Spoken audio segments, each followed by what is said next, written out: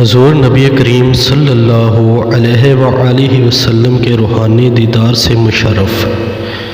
ایک مرتبہ صحابہ کرام رضی اللہ تعالی عنہ نے حضور نبی کریم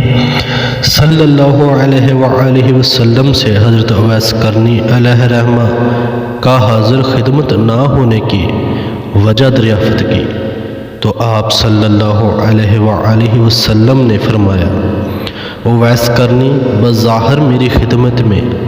حاضر نہ ہو سکے، لیکن انہوں نے مجھ سے روحانی فیض و برکات حاصل کیے ہیں اور وہ میری روحانی دیدار سے مشرف ہیں۔ پھر فرمایا، ان کا مجھ تک نہ پہنچنے کی دو وجہ ہیں، ایک تو ان پر حال کا غلبہ ہے اور دوسرا ان کی والدہ